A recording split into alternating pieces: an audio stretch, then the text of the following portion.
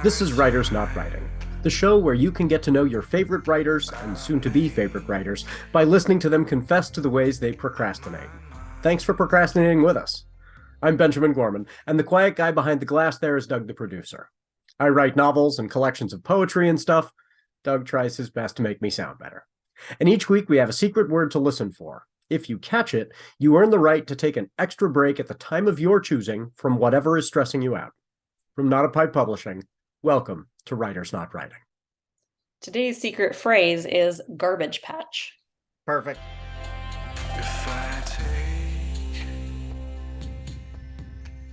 Welcome, everyone. Today's guest is Sarena Ulibarri. Ulibarri is the author of Another Life, a science fiction novella out next week from Stelliform Press, and Steel Tree, a science fiction retelling of The Nutcracker, forthcoming in winter 2023 from Android Press. Her short fiction has appeared in magazines such as Dreamforge, Lightspeed, and Solarpunk Magazine, as well as anthologies such as Solar Flare and Biketopia. As an anthologist, she curated several international volumes of optimistic climate fiction, including Glass and Gardens, Solarpunk Summers, and Multi-Species Cities, Solarpunk Urban Futures. She also serves as a story reviewer for Grist's annual contest, Imagine 2020, Climate Fiction for Future Ancestors. So welcome to our show, not about how we write, but how we procrastinate, what we're doing when we are not getting our work done. The first thing we always have to do is explain to folks about the costumes we're wearing. Because, of course, the folks who are watching on YouTube can see that we're all decked out. We always wear these, costumes for the show. But for the folks on the podcast, what did you choose to wear for the show today? So since I work in climate fiction, I thought I would go with a jellyfish, which was kind of a fun thing to construct. So you can see I have, it's actually an umbrella that I put a bunch of like blue paper mache over. And then the tentacles were the hardest part to get them to kind of, curl a little bit. I learned the hard way that like a curling iron and crepe paper do not mix. So after the third time with that, I found a different way to kind of get them to crunch up the way that they are. Is it like wire in crepe paper, or how did you end up doing? They look amazing. How did you end up getting them to finally work? A little light glue, and then just kind of crunch it up and let it go, and it just does it perfectly. So, and of course, the LED lights kind of circle around it. Adds the translucent touch or the bioluminescent touch. Yes. Oh, that looks so cool. Well, you did a lot more work than I did. I went with the store-bought. I have been feeling anxious about my very thin arms, and so I had shrimp on the brain. And so I went, I saw that you were going to go all out with your costume and went, okay, I'm gonna go for a shrimp costume. So I just went the store-bought. It's got these little, a leg appendages and then bug eyes, and so I'm feeling a little bit like a shrimp. I really need to get to working out, but looks a little uncomfortable to sit in. Does it have the shrimp tail? Not designed for sitting. Yeah, and the tail is the tail is quite large, and this is not practical at all. But then feeling like a shrimp doesn't feel good either. So maybe it's fitting in that way. Sure. So what has been taking you away from your writing this week? Well, the main thing that I kind of do when I'm not writing, the main thing I kind of procrastinate with is I spend way too much of my life watching pro wrestling. I watch both WWE and AEW, the two competing major companies, and I have always been a fan, honestly, since like the late 90s, but I fell away from it for quite a while. But during 2020 lockdowns, when we'd gone through, Tiger King and whatever else everyone else is watching, my husband discovered that we could stream all the old pay-per-views. So going all the way back? All the way back. Well, gosh. Yeah. So WrestleMania 4 in the 80s, and exactly. So the first WrestleMania was in 1985, which is the same year I was born.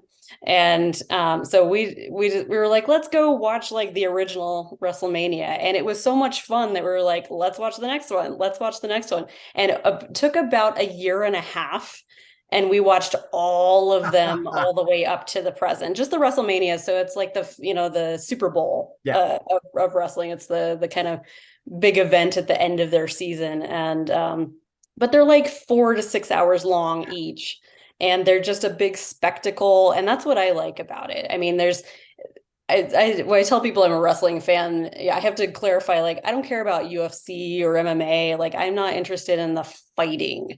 I'm not interested in the violence. I like the spectacle of it. I like the Yes. gimmicks and the silliness. Like, the cheesier it is, the more I like it. And the interviews before and after Oh, that are, where all the drama is, who's got beef with whom and who's switching sides. And oh yeah, that's it. It's totally a soap. it is literally a soap opera. Yeah. It is literally a soap opera. And like there's one story. So like we watched all the old WrestleManias and then now we're just like addicted to the current day ones. But like there's one storyline that's going on right now in WWE that has been going on for 3 years. And like it is a family drama that is, the bloodline saga that has been, building slowly in this very soap opera style for 3 years. And it's even got like references back further than that. And Oh yeah. it's so Yeah, the diehards are like really into the lore. They're like, I recognize the reference. I get it.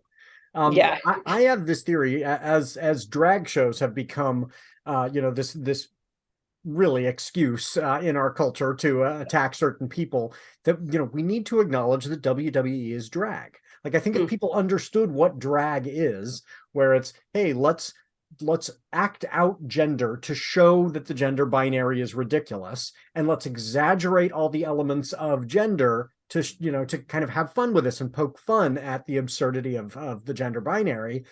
WWE is totally drag. Like, hey, let's act out male masculinity in this ridiculous way. Like nobody's like, you know what, to be a man, I must walk around in tights and punch people.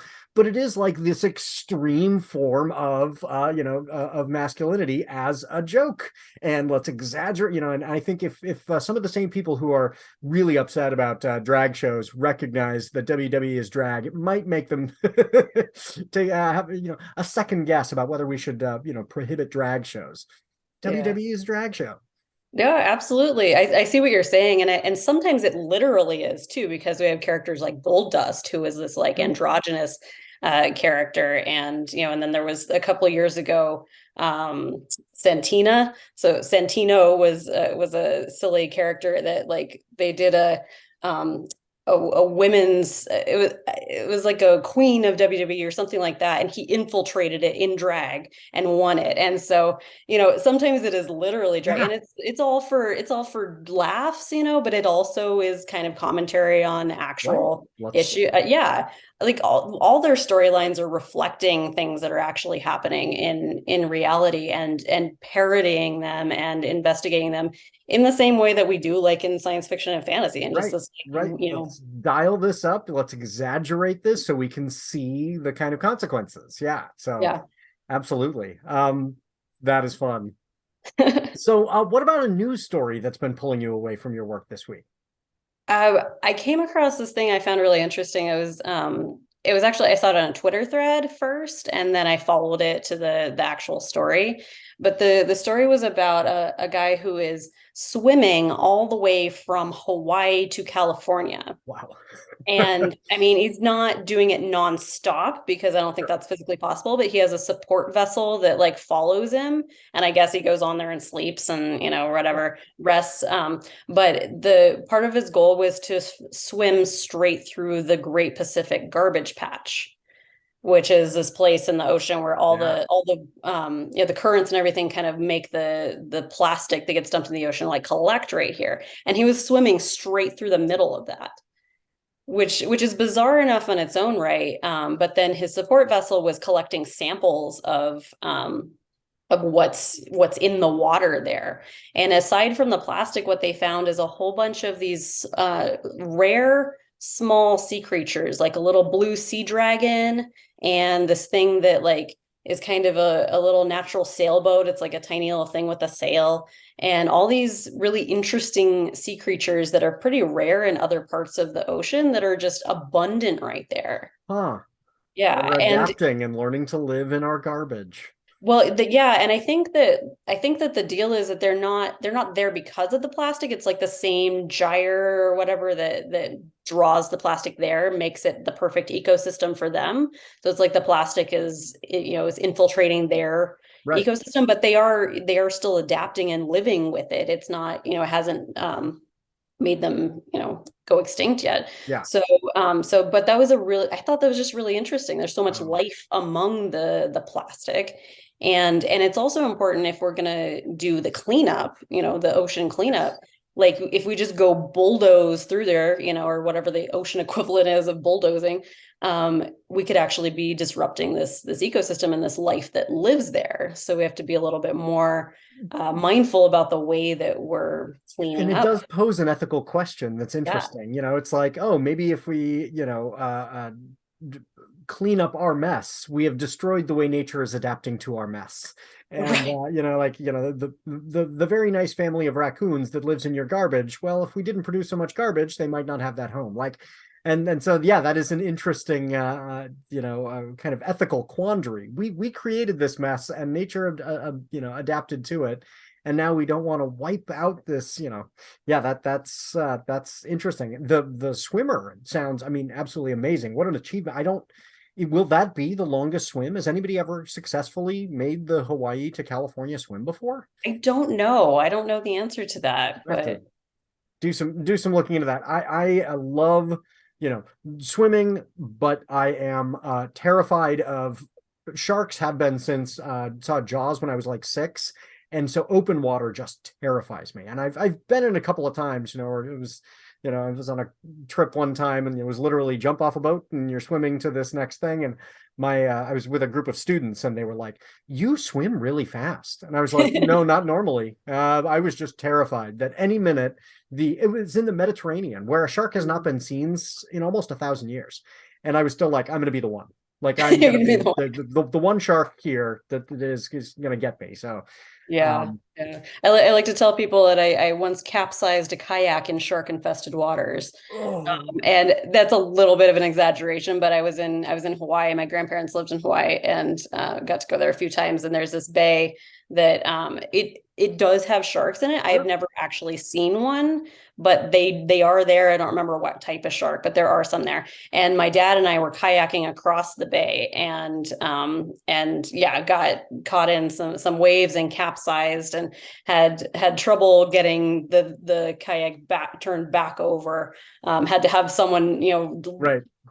come from shore, and he, like my dad describes it as, I was just like in the water, so I didn't actually see it, but my dad describes it as like the Superman that like leaps off of the pier and swims in 3 strokes to get us, and then just pushes the thing over, and that's it. There was a lot of life in that bay, and there very well could have been sharks, and we're just sitting there treading, trying to keep our head above water with our kayak upturned. And they're really not dangerous to humans. No. Like, I know this rationally. Yeah, I have a better Unless chance you of were getting struck by bleeding lightning. already. Yeah, if I was bleeding and, in for a prolonged period of time, and, certain places, but, the danger of sharks is infinitesimal in my life. And yet, Well, totally and yet irrational feeling, Jaws, I mean, convinced right? us the other way, and that's Right. that's what That good this thing was horror actively does. hunting human beings. Like, no, they would rather not. Like, we are not their primary food source. But I'm to the point where, like, I'm afraid. I remember as a child being afraid in public pools. Like, Even like, in it's public totally pool. irrational. Like, nope, this is the one pool that's going to have a Jaws in it. It's an Olympic-sized pool. I can't see the other side. Yeah. Lakes, freshwater lakes. Yeah, there's going to be a shark in this one, just for well, I've been paying a lot of attention to this WGA strike. I'm a big union activist as a teacher, and I love seeing people, getting involved in their union, getting active, and then as a writer. So it's been neat to see writers and how they're engaging in letting their employers know their labor has value, and this is unfortunately the only way often for employers to realize your labor has value is for you to withhold it. And you have to teach them, no, I really will take this away from you, even if it costs me something, because you need to see it. And it's been cool to see the actors showing up in support, and novelists on Twitter, voicing their solidarity.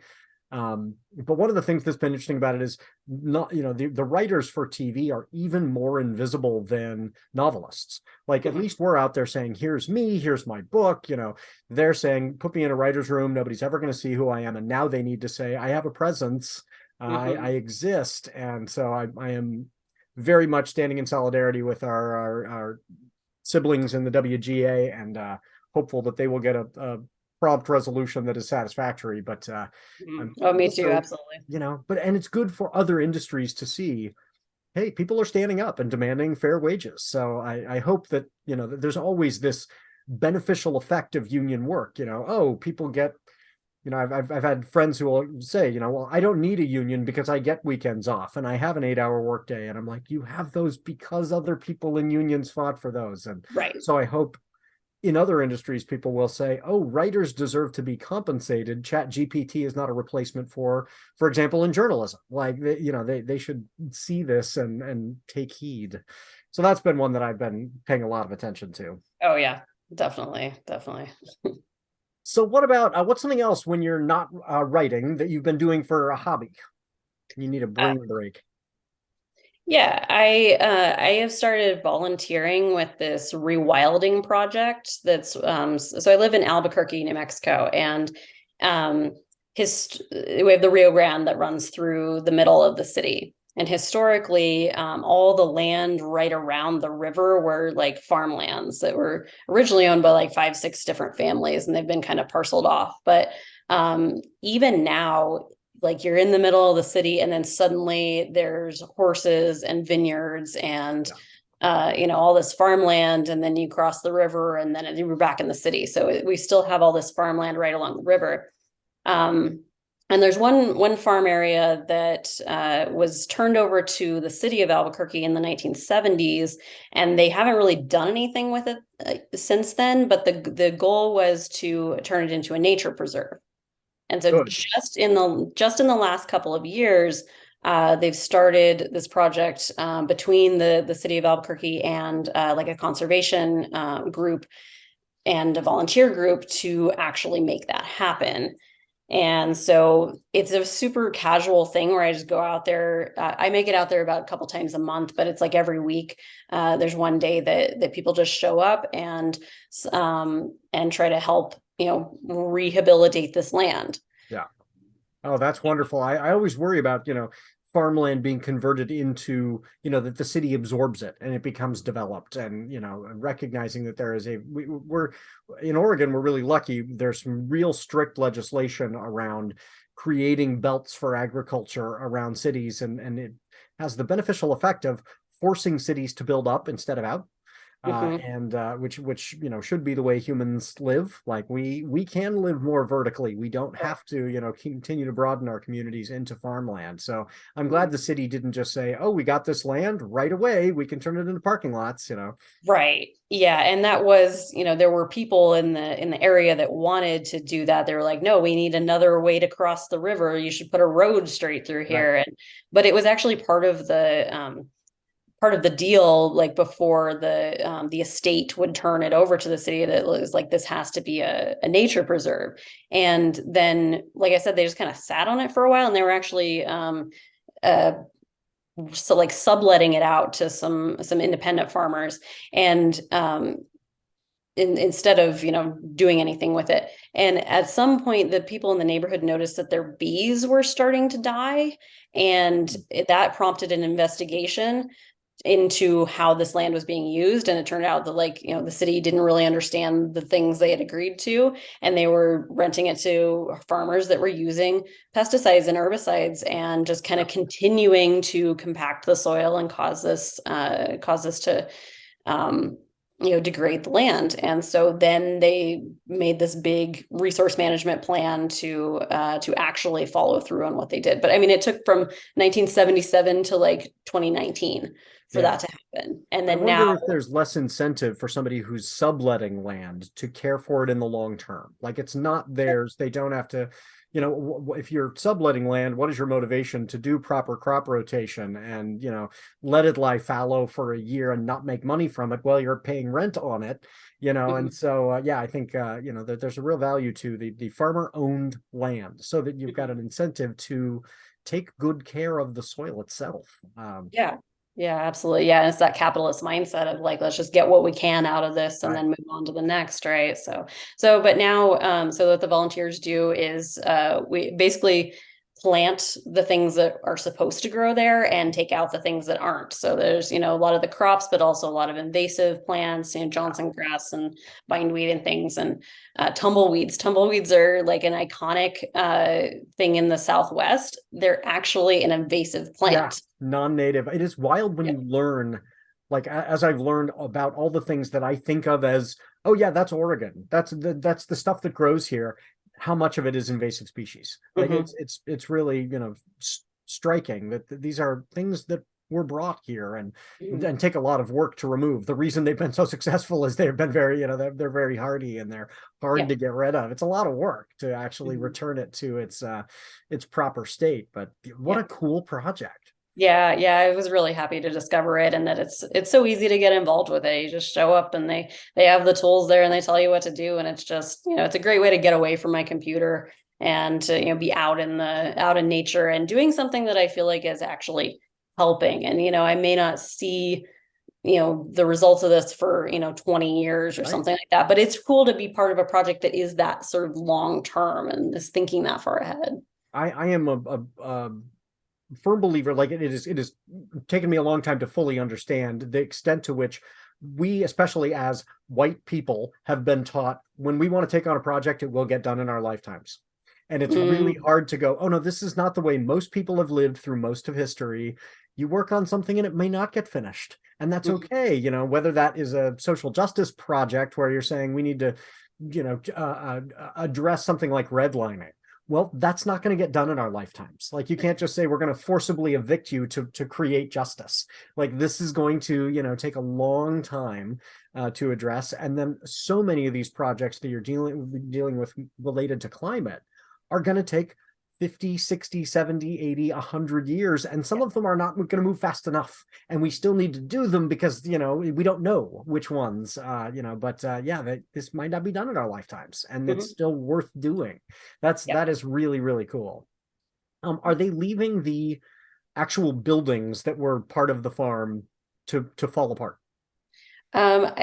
The only thing that's there is like the house that the people lived in, the little farmhouse, and they're eventually going to remodel that into some kind of like an educational center. But it's fairly small, and there really aren't any barns or anything like that around. Because I guess I don't think they had many animals there. So I don't know if the barns have been removed or if they were never there, but I don't know if you've ever heard of this. There is a very long-standing superstition that if you knock down a barn, that is bad luck for your farm. And that's why you will see these old barns that are, you'll be driving along the freeway and there's these barns that are just falling apart. And there's like a nice house, that's well-maintained nearby, but the farmer decided this barn is no longer functional. I'm going to just let it fall apart, but destroying it is bad luck. And I wonder if there is kind of an evolutionary benefit to that, because often they become housing for a lot of different wildlife as they kind of decay. So that's if you ever get a chance to read Maren Anderson. In fact, Maren Anderson will be the book that we advertise on the show. Her novel Sparks is exploring that superstition. What if this, cow sprite, cow sprite sounds nice, but cow sprite is actually a very menacing monster, is awakened by the knocking down of a barn, and it's a really fun book. So it's called Sparks, and it's kind of a rom-com and horror paranormal. Like now you've got this cow sprite that's menacing this farmer, and it was a superstition I'd never heard of before. But I had never heard of that either, but it explains a lot because I've seen so many of those decrepit barns, and that's fascinating. And I think you're right about the wildlife, because the animals will take over and the wood bees and everything. Yeah, it's great. I mean, also invasive. One of the things I didn't realize was invasive here in Oregon is coyotes. Coyotes are non-native. And so that, coyotes love an old knockdown barn. Like that's home. But that's an issue where, nature running into, urban areas. And so coyotes eat cats and dogs and are problematic. And I was like, yeah, but we're in their home. And then I learned, no, we're not. We brought them here too. Interesting. Yeah. So what else has been going on with you as far as what's been keeping you away from your work? There's other stuff that you've been participating in. Oh, another kind of volunteer project, you could say. I participate in these volunteer experiments with the psychology department at the local university, and I've done this both here in New Mexico and when I lived in Colorado, where it's usually grad students or sometimes a faculty member who has an experiment that they're doing and they need participants. So I donate myself or my brain to that, and it's usually a non-invasive thing. I don't do like clinical trials for for drugs or anything like that. But sometimes it can be a little strange. Often it's just me going into an MRI machine and but being in an MRI machine for like an hour while they do images of my brain. Actually, I meant to grab this. Do they like ask you questions and try and get at what's going on in your brain while you're in there? Sometimes. So yeah, I have a picture of my brain that they sent me. Nice. It's an excellent brain. So oftentimes I'm in the control group because apparently, despite appearances to the contrary, my brain is fairly normal. Normal. Yes. So also oftentimes I'm in the control group, which means I'm literally just laying in the MRI for an hour, and they're like, here's some money, because they do pay for these things. So like, here's $40 for being in the MRI, and that's it. But sometimes I'm actually part of the experiment. And so it'll be various things. We've had they often have a little screen, so like your head is all like contained in the thing, but they have a little mirror that reflects a screen that you can see. Oh, I was wondering how they would have a screen, because and if it was too close, the magnets are going to destroy that technology and be dangerous to you. A mirror, what a simple fix. Yeah, it's just project it from a distance. It's just a little reflective thing that reflects a screen that's somewhere over there. Yeah, and then they give me a little button that I push, and sometimes it has a couple buttons. They remind me of like an old video game controller. Yeah, oftentimes, or it's like a plus or minus. Or it's a variation on the old optical tests. Click left, click right. Yeah. Yeah, exactly. So some like one that I remember is called a Stroop effect, which is where they put the like the word red, but it's in green. Oh yeah. And you're supposed to say the color it is, not the color the word says. Yeah. And so like it'll tell you, they'll have a little thing, click this for, this color, this for this color. And it's testing, I don't know what it's testing really, but testing which part of your brain does language and which part does color. Yeah, and probably. The interaction. Yeah, that's really cool. And also the timing of it, like how fast you are to figure this out. Yeah, and then I did one recently that was pretty interesting. They did the MRI, and they also collected some genetic samples. So I was like drooling into a tube to collect genetic information, and they were comparing like a control group to people that were convicted felons. And so to be clear, I was in the control group. But they're comparing empathy responses. So in the MRI, what they were showing on the screen was like people in peril, sort of, or like situations that are like potentially dangerous, like a bare foot and a rake like right next to it, or something like that, where it's like you can see, okay, this menace, danger. Yeah, exactly. And so they're comparing, the responses and empathy between people who are incarcerated for a violent crime and people who haven't been. And then the genetic part of it is, I don't remember the exact genes, but there's a collection of genes that are correlated with like psychopathy, and that violent criminals often have this set of mutations in their genes. So yeah, that was really interesting. I have read, and I can't cite the study, and so this, I could be wrong about this, but I've read that the that kind of sociopathy, that inability to feel empathy in kind of a normal baseline way, is second highest among convicted felons. And whom it's highest? Stockbrokers on Wall Street. Oh, that that makes perfect sense to me. Because it's honestly. advantageous. If you're having to, make these decisions where you're saying we're slowing down to say, I understand that this is going to have deleterious consequences on the retirement for this, person who worked their entire life, and I'm going to make their whole retirement fund potentially, be devalued. The people who stop to think about that aren't as good at the job. And so the people who say, I don't care about anyone, I'm just doing this thing that is going to, maximize returns, to the best of my ability, and I'm willing to take huge risks. Wall Street. And I was like, yeah, that makes sense. So it's a bunch of sociopaths.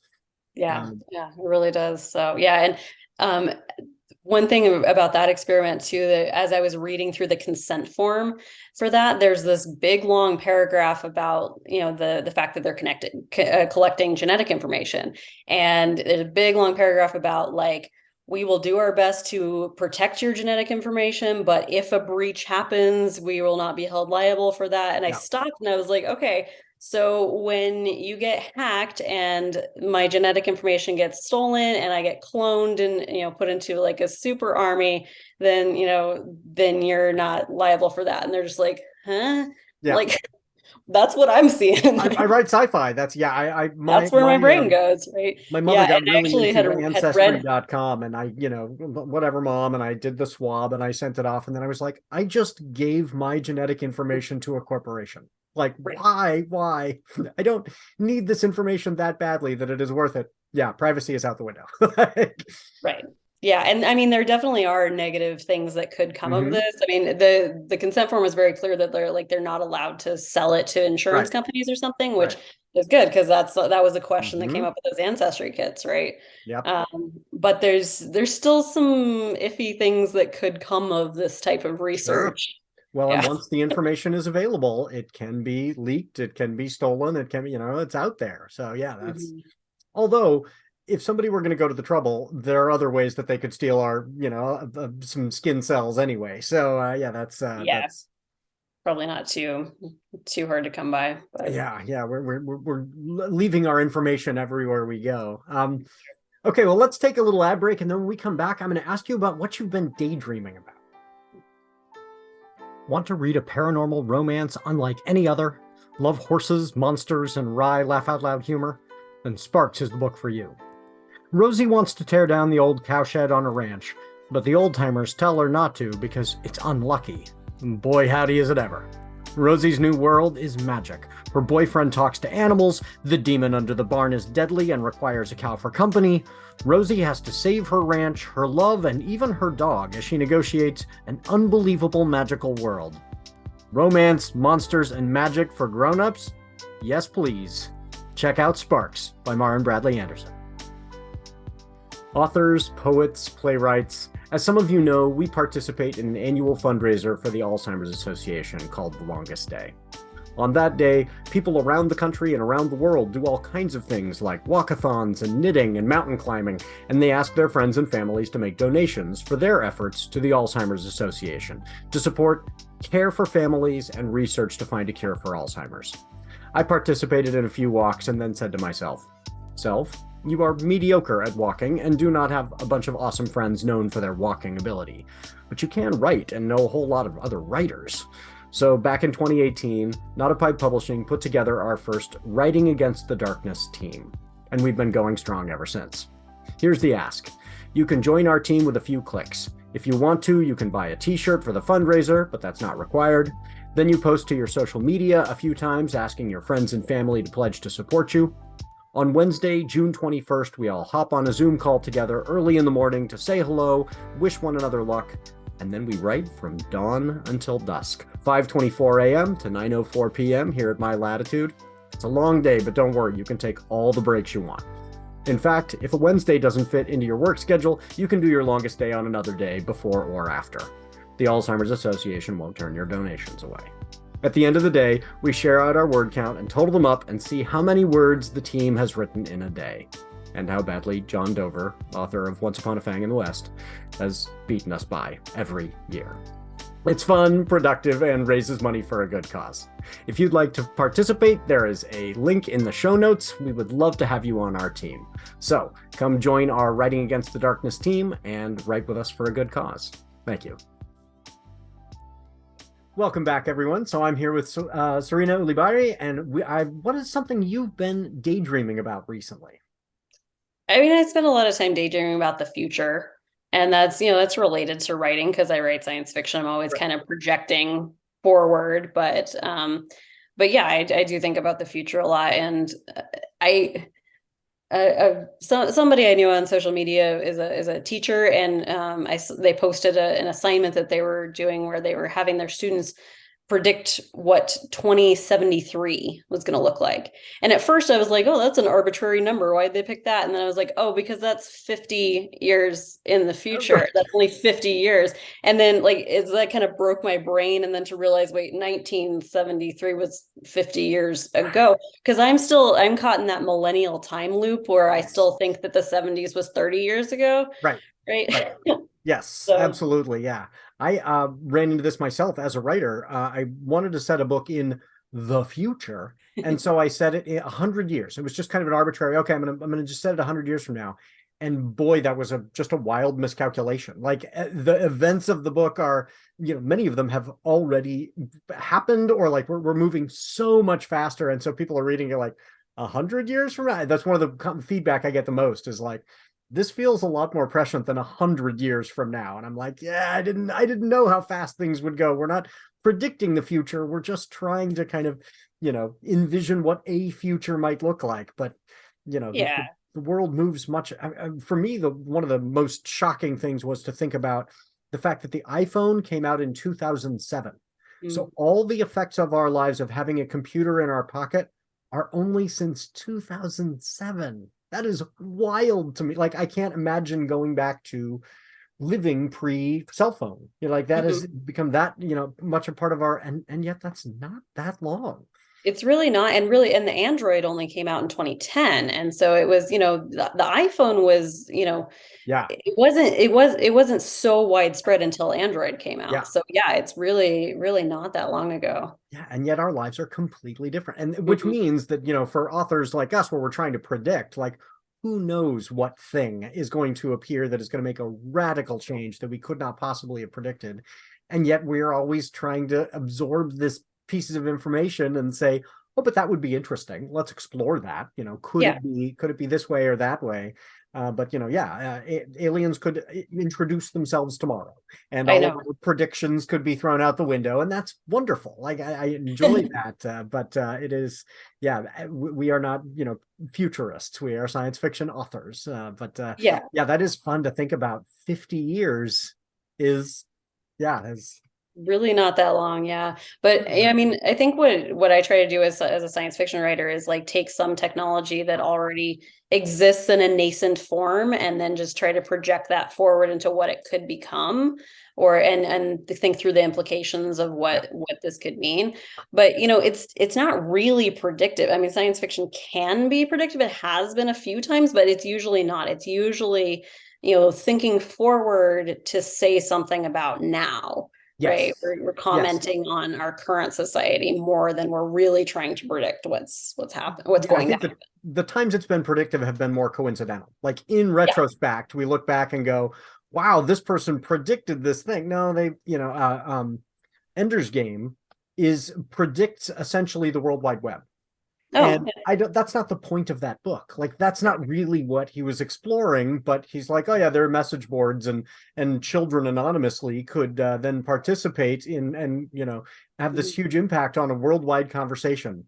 And that's just part of the plot, and you're like, oh, that's interesting, and now that's real. Like mhm. that's and there was no way in 19 whatever 70 something that technology was known enough that would even be possible. It was purely fantastical. In fact, in 18, I believe it's 1890, something in the 1890s, The Machine Stops, by oh, I'm going to blank on the author's name. Wrote Howard's End. He's not known as a science fiction author, but he writes this novella where characters are kind of trapped in rooms underground, and nobody can go up to the surface, and they communicate with each other through these plates on their tables, and they spend all of their time communicating with people that they will never see, and they're trapped in their rooms. and it was Mhm. written in the 1890s, and you're reading this going, oh my gosh, this feels a little too close to home. Was that Uh, E.M. Forrester? yes, Ian Forster. Yes, Yeah. it's just a wonderful, short novella, long short story. But yeah, totally worth your time. But it is so prescient, and there's no way he was. I mean, that's not what, like you said, that's not the point. He was talking about getting back to nature, and Mhm. and yet the extreme as a cautionary tale was, or else we could end up trapped in a room with just a screen, and that's where we're at. And it's like, oh no, we've done that to a large degree. Couldn't have Yeah. known. But Well, and so many times the warning stories, like the dystopias, it's like that wasn't supposed to be a guidebook, and yet. right, yeah, don't create this world. Mhm. um Yeah. I like the kind of anachronisms that show up in old science fiction too, like yes, where it's like they tried and or like they predicted some really interesting thing, but they're talking about the 2050s or whatever, and it's this really fascinating technology, but everyone still uses payphones or yes, something like that. So again, with that like thing that you don't even know to change, or just the assumption that everyone would still wear hats, right. like in some of like the World War thing, or some of the Sorry about that. those predictions from 1900 about what the year 2000 would look like. Yes. There's some fantastical wild technology, and like the women are still all in long skirts and the men all still have formal hats, and it's just very funny to me. And there have been The some wonderful both scholars and science fiction authors just in the last few years who've been kind of forcing us to see some of those things that we didn't even, that we had blind spots to. Oh, it's the distant future, and yet the power structure is still Yeah. very European, and the people in power are all white men, and Kirk, and and it's like, oh yeah, that is problematic. I've been really enjoying Nnedi Okorafor's work, Oh, where sure. she's going, what if there just were no white people? And it's like, oh yeah, why did I presume that the future will still be white dominated? So it is great to have folks who are kind of forcing us to explore.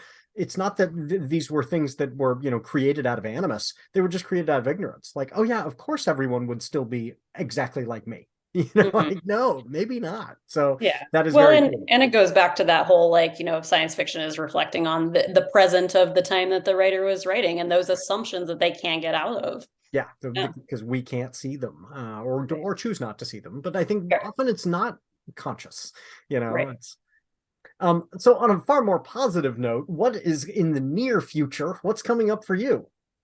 Well, my first book is coming out. So Congratulations. thank you. It's Beautiful called cover. Yeah, isn't it? I did not get to see the cover before it was done, and I was so nervous when I got that email of like, here's the cover, and I was like, oh God, okay, what Oh, does it look like? Oh, it's beautiful. All right. that's good. Yeah, I always, co-owner of a small press, and really Mhm. make a point to work with the authors on their covers, because I've heard horror stories of authors who are saying, I don't feel comfortable being in pictures with my own book because I hate the cover so much. And I'm Yeah. like, oh no, I want my authors to love their cover. But yeah, I saw that one and I was like, so we haven't mentioned the title for folks on the podcast. It's called Another Life, and it comes out on the 25th from Stelliform Press. And go check out this cover art when you get a chance. It's really cool. And we'll link to it in the show notes, of course. So one of the things that is always challenging for writers is kind of the elevator pitch. We can write the book, but can we describe it briefly? So I acknowledge this is unfair, and yet, how would you sum up your book for folks out there? So we were talking about the ancestry DNA tests earlier. What if there was one of those, but instead of it telling you your genetic ancestry, it told you who you were in a previous lifetime, your reincarnation results? And so my main character is the founder and unofficial leader of a peaceful eco village. And she does one of these tests and finds out she was a really bad person in her previous life. And so there's the internal conflict of like, how do you deal with that information about yourself? And also, how does she reveal that to her community who, loves and respects her and followed her out into this, intentional community in the desert. And so, yeah, that's the premise. That's really, really interesting. Yes, that sounds fascinating. So yes, folks should check that out. Is that available for pre-order now? It is. It Okay, good. is. Yes, Yeah. so get your copy now, folks. So next up, we have every week we have a weekly poll, and we post these to the Not a Pipe Publishing Twitter page. And our last week's poll came to us from our guest Karen Eisenbray, who asked about rhubarb pie, with strawberries or without. And it is a very close call, surprisingly close to me. I'm a person with very strong feelings about this, and I'm guessing other folks are as well. But so far, without strawberries is winning. 57% to 42%, which I think is madness. Rhubarb needs something else to balance out the flavor, but people like their pure rhubarb. Where would you fall on that one? Strawberries? I'm pro strawberry as well. Pro strawberries. Okay. Yeah. So yeah, if you took the poll now, we'd shift closer to sanity. But without strawberries is winning. So what should be our poll for this next week? How about ocean or beach versus mountain? Yes, another one that I have strong feelings about, but won't weigh in on until I hop online. But yes, beach versus.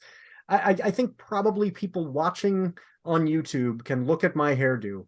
If I pull back my shrimp costume here and guess which of those I prefer, whether it's something with lots of shady trees or a beach where I would be frying. But I'm not gonna tip my hand. Well, I'll weigh in like everybody else.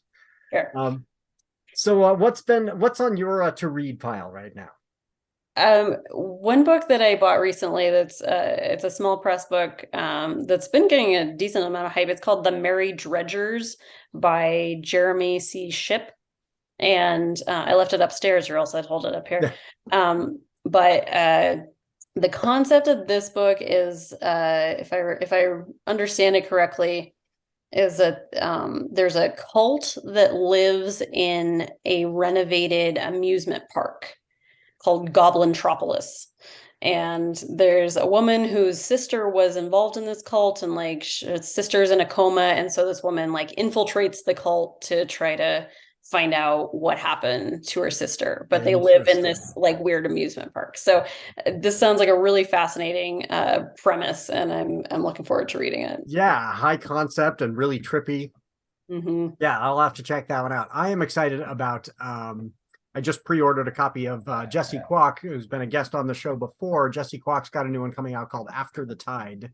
Mm-hmm. And listen to this twist in the back cover copy, because I love the way this is written. It's the event of the generation, the century, the lowest of low tides laying bare the original streets of Terry by the Sea for the first time in living memory. Sea creatures splash for cover as the city's human residents descend for an epic once-in-a-lifetime party, though a dark electricity sizzles beneath the revelry. A mysterious game has been announced this night only, and Adria is one of the many hopefuls drawn to the promise of fortune. She has her father's ashes in her pack, hard-fought freedom in her future, and the growing suspicion in her mind that something alarmingly alien lurks in the city beneath the sea. She's right, and I'm nearly ready to introduce myself, assuming I can survive the night. Oh. So yeah, I liked the point of view shift there at the end. I was like, oh, that is cool. So I will be checking that one out. So where can in addition to getting their copy, which we'll have links so they can pre-order the copy of Another Life, but where can folks find you online? If you spell my name correctly, I'm very easy to find. It's Sarena with an A, Sarena. So I have a website, serenaulibarri.com. On Instagram, I'm Sarena Ulibarri author, because there is someone else with my name that is spelled the same way, and she gets very tired of being tagged in stuff that's meant for me. So I just added author onto the end of my Instagram title. And then I've been using Mastodon a lot as a Twitter alternative. So I'm on the Wandering Shop server on Mastodon, but that's been a have you found I jumped on Mastodon, just going, I want to preserve the space because who knows when Twitter will disappear. But have you been getting a lot of good interaction on Mastodon? Has that been a good place?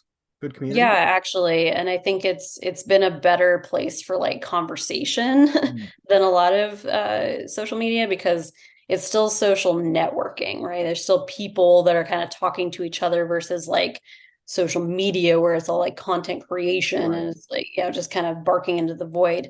There's less of that on Mastodon. It's more like interaction. So yeah, I think especially within there's a decent number of people that are interested in solar punk, which is the style of optimistic climate fiction that I do. There's a lot of people interested in that are on Mastodon. And so yeah, I enjoy it.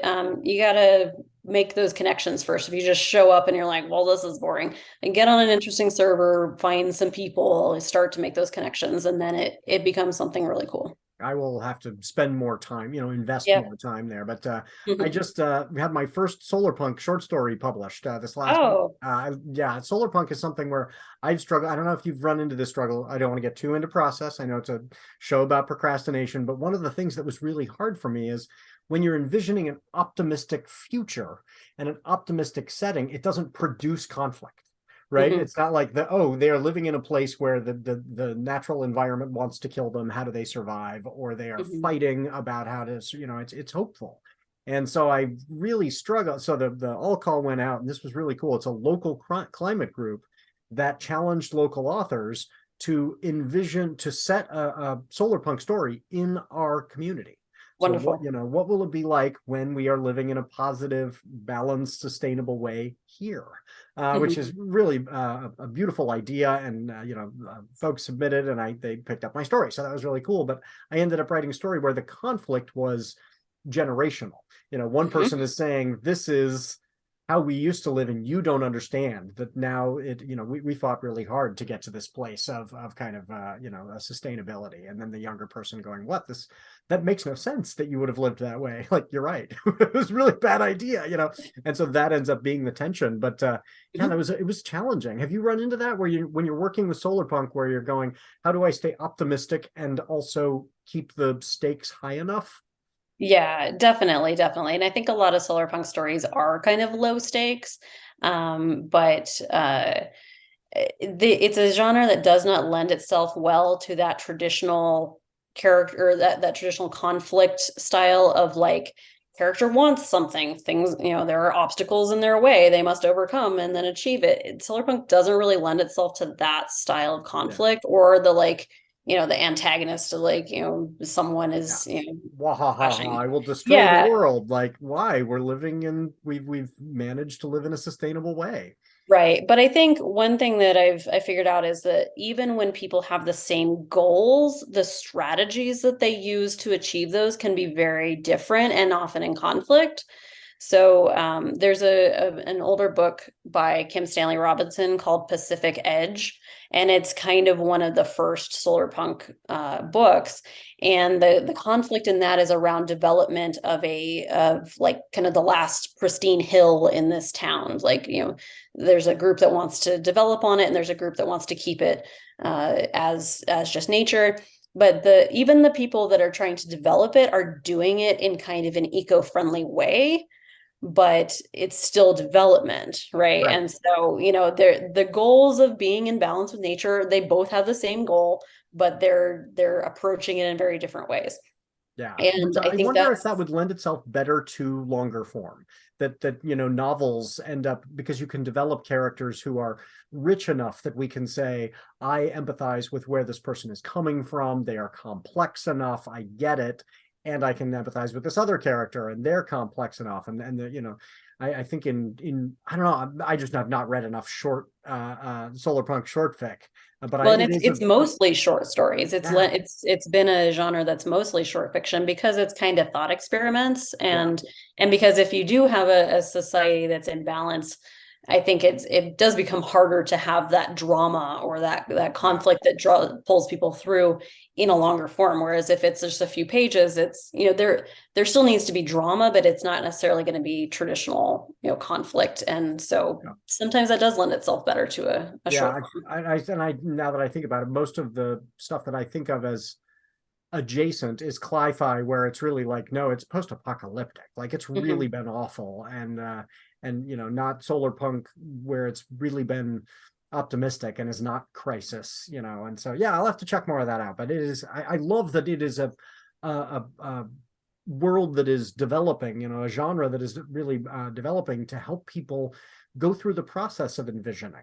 You know, Mhm. that this is possible, and not just possible, but laudable, and something we should be working towards. Yeah. So And my novella Another Life is solar punk as well, because yeah, the setting yes, is very solar punk, and there's tons of conflict in there, but again, it's not quite the same. It's internal conflict, and it's like conflict of ideologies yeah. essentially.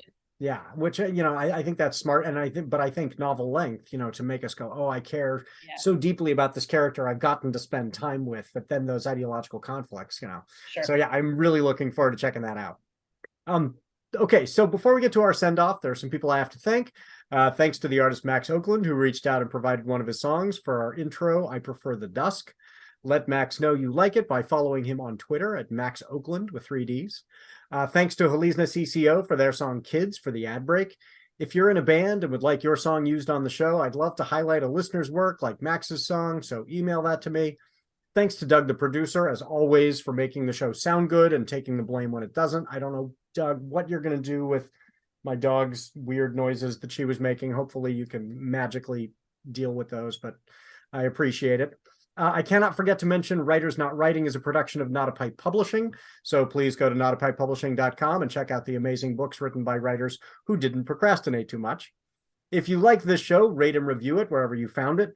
Please check out Serena's newest novel, Another Life. Tell a friend about it too. You can pre-order that now, and once that comes out, please put a short review. Just put a click on that 5th star. It makes a huge difference to authors. So if you've got 3 minutes, make Serena's day. And now I'm too old to tell you to smash that like button, but if you could gently tap on the like button for this show, I would greatly appreciate that as well. So Serena and I want you to remember 3 pieces of advice for this week. Three things this week. First, Serena, what's your piece of advice for everybody? Let's see. I think my piece of advice is that sometimes writing happens on the page and on the computer, and sometimes you need to step away from it. So even when we're procrastinating, sometimes that's not really what's happening. Sometimes we need that time away from a story to live our lives and let the subconscious think it through. Agreed. I say in life as in writing, it's the spaces between the words that make it all meaningful. So don't ignore the spaces. And third, no matter how much you procrastinate, we're still proud of you. If I take my time